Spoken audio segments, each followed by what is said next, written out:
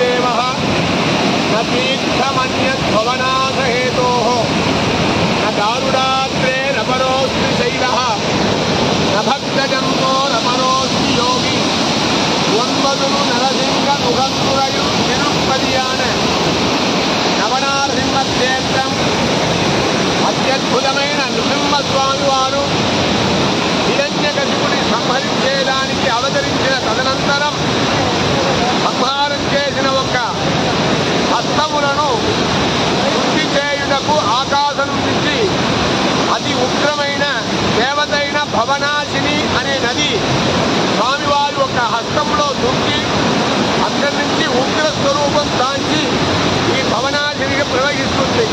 ఇటువంటి భవనాశిని ప్రవహించిన క్షేత్రం అహోబిల క్షేత్రం. దయాయా మయుతం భుక్తం దయావే యుగవింశతి హాస్యాం చైవ విలక్షంతు వసేత్తినం అహోబిలే అని చెప్పిన పురాణ ప్రగతం వరాహ నృసింహస్వామి వారు వారి యొక్క దివ్య చరణాలను విద్యాభ్యాసం బోధించిన ప్రహ్లాద భర్ణించి వచ్చిన భవనాశిని జ్వాలానృసింహ క్షేత్రం ఉగ్ర స్తంభం నుంచి ప్రవహించే ఈ భవనాశిని తీర్థం ఈరోజు సమస్త పాపములను నశింపు చేయుటకు భవం నాశయతి భవనాశిని. అటువంటి భవనాశిని తీర్థంలో స్వామివారి అహోబిల క్షేత్రాధీశుడైన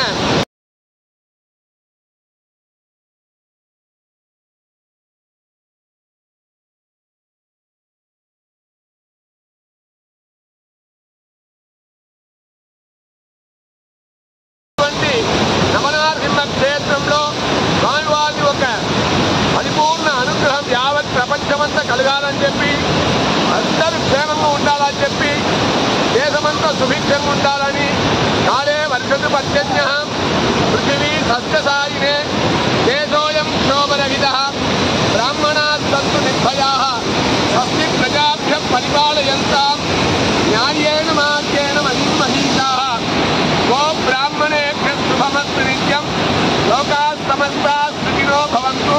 శ్రీమదే శ్రీమదాదివంశలగోపయదీంద్ర మహాదేశికాయ నమః.